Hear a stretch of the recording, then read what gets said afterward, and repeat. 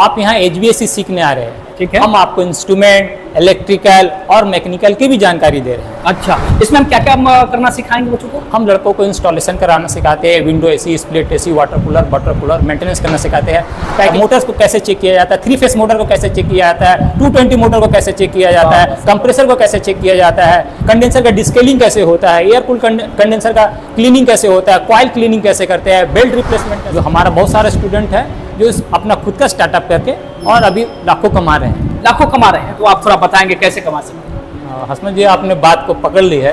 2 कारण तो बताइए सर। यदि मैं 5 गिना दूं तो हम शुरू करते हैं, हम गिनेंगे भी। गिनिए। पहला कारण,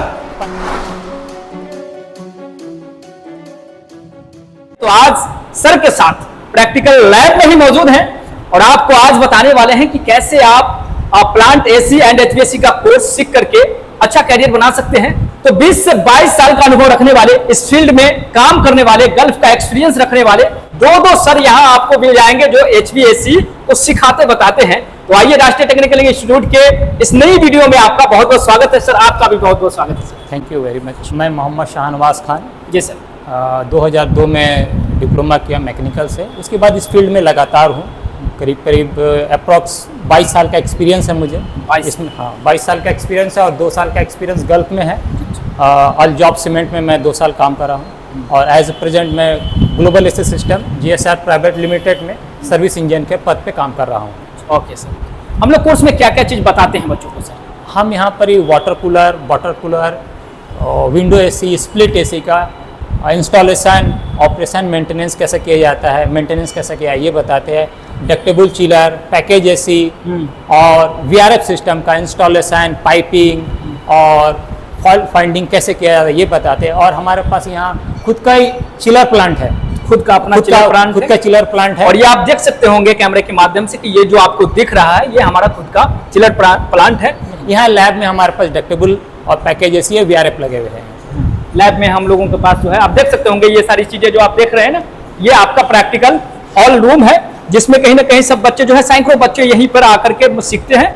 और इसमें जब वो प्रैक्टिकल करते हैं तो वो नज़ारा कुछ और ही होता है, क्योंकि सारे ऐसी सारी चीजों को जो है खोल के रख देते हैं पार्ट वाइज, और सर भी वहाँ पे होते हैं, 2 सर गाइड करते हैं। नहीं, हमारे पास इसके अलावा भी हमारे पास प्रैक्टिकल के लिए इलेक्ट्रिकल लैब है, जो इलेक्ट्रिकल लैब भी में हम ले जाते हैं। हाँ। जो वहाँ पर भी प्रैक्टिकल कराते हैं। इंस्ट्रूमेंट का लैब है, इंस्ट्रूमेंट को भी बच्चे को वहाँ ले जाते हैं, इंस्ट्रूमेंट का भी प्रैक्टिकल होता है हमारे पास। HVAC क्लास करने वाले बच्चों को इलेक्ट्रिकल लैब में भी बेसिक सिखाते हैं सर? हाँ, हम देखिए, इलेक्ट्रिक जो आदमी रेफ्रिजरेशन या HVAC का काम करेगा उनके लिए इंस्ट्रूमेंट का जानना जरूरी है, इलेक्ट्रिकल जानना जरूरी है, रेफ्रिजरेशन जानना जरूरी है और मैकेनिकल भी जानना जरूरी है। तो हमारे पास जो लैब है, इलेक्ट्रिकल लैब, हम वहाँ पे जाकर प्रैक्टिकल कराते हैं। HVAC के लैब के अलावा भी जो इलेक्ट्रिकल लैब है वहाँ भी प्रैक्टिकल होता है। मेरा इंस्ट्रूमेंट का लैब है, उसको भी हम यूज करते हैं। बच्चों को इंस्ट्रूमेंट जो लगा हो उसको बताने के लिए हम उनका भी लैब को इस्तेमाल करते हैं। और अपना लैब तो यहाँ है ही है। ऐसा क्यों करते हैं, मतलब ये करने के पीछे का main reason sir? Main reason ये है कि आप जब यहाँ पर ये रेफ्रिजरेशन में काम करिएगा,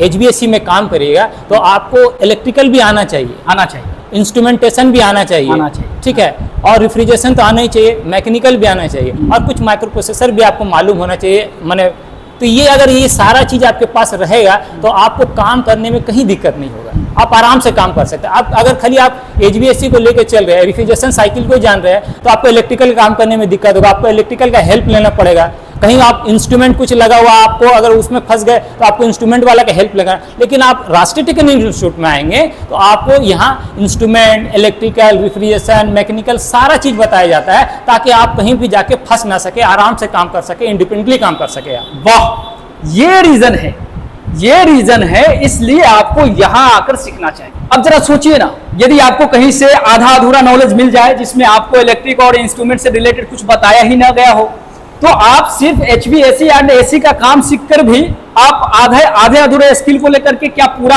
जो भी आप बनना चाहते बन पाएंगे क्या? नहीं, आपको इंडिपेंडेंटली काम करने के लिए इलेक्ट्रिकल भी जरूरी है और इंस्ट्रूमेंटेशन भी जरूरी है, रेफ्रिजरेशन भी जानना है, मैकेनिकल भी जानना है। इसमें हम क्या क्या करना सिखाएंगे बच्चों को? हम लड़कों को इंस्टॉलेशन कराना सिखाते हैं, window AC, split AC, water cooler, butter cooler, maintenance करना सिखाते हैं, पैकेज AC का काम सिखाते हैं, डक्टेबल AC का काम सिखाते हैं, चिलर प्लांट का ऑपरेशन, मेंटेनेंस और फॉल्ट फाइंडिंग कैसे किया जाता है वो बताते हैं, ब्रिजिंग करना सिखाते हैं, सोल्डिंग करना सिखाते हैं, गैस चार्जिंग करना सिखाते हैं, रिफ्रिजरेंट हैंडलिंग करना सिखाते हैं और गैस रिकवर करना सिखाते हैं। और इसके अलावा पंप में कैसे काम किया जाता है, मोटर्स को कैसे चेक किया जाता है, 3 फेस मोटर को कैसे चेक किया जाता है, 220 मोटर को कैसे चेक किया जाता है, कंप्रेसर को कैसे चेक किया जाता है, कंडेंसर का डिस्केलिंग कैसे होता है, एयर कूल कंडेंसर का क्लीनिंग कैसे होता है, कॉइल क्लीनिंग कैसे करते हैं, बेल्ट रिप्लेसमेंट कैसे करते हैं, पुली को रिप्लेसमेंट कैसे कहते हैं, बेरिंग को रिप्लेस, अदरवाइज बहुत सारे काम है। बहुत से काम है। और ये सब कितने दिन में सिखा देते हैं? बस 4 महीना।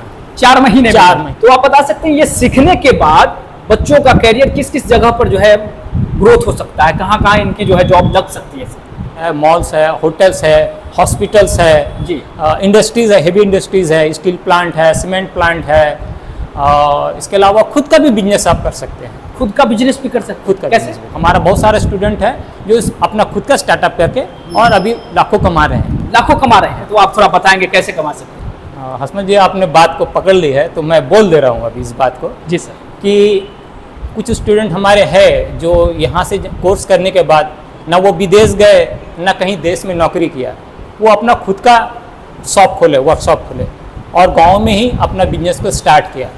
और अभी 1-2 स्टूडेंट का भी फ़ोन भी आता है मेरे पास में, बात होती है उनसे, तो वो उन्होंने क्या किया, अपने आसपास के पड़ोस में जो इंडस्ट्रीज़ है वहाँ उन्हें एमसी पकड़ लिया, एनुअल मेंटेनेंस कॉन्ट्रैक्ट पकड़ लिया और वहाँ से भी उनका पैसा अर्न हो रहा है और गांव में जो अपना वो शॉप खोले वो भी चल रहा है। तो उनका अर्निंग 2 जगह से स्टार्ट हो गया अब, है ना। तो कभी कभी जॉब में कोई दिक्कत होने से यहाँ बात भी करते हैं हमसे, तो हमको पता चला कि वो अभी कहाँ कितना कमा रहे हैं। मतलब घर से भी शुरुआत अच्छा किया जा सकता है और अच्छा अर्निंग किया जा सकता है। तो सर एक सवाल और है कि इससे कौन कौन सीख सकते हैं? इसको सीखने के लिए non matric, matriculate, graduate, ITI, diploma, B Tech, ये सारे लोग सीख सकते हैं क्योंकि ये स्किल है, ठीक है। क्योंकि ये स्किल है और स्किल में हम आपको कुछ चीज़ को बनाना या उसको इंस्टॉल करना या उसका मेंटेनेंस करना सिखाते हैं। तो पढ़ा लिखा आदमी भी कर सकता है और जो नहीं पढ़ा है वो भी कर सकता है, ठीक है।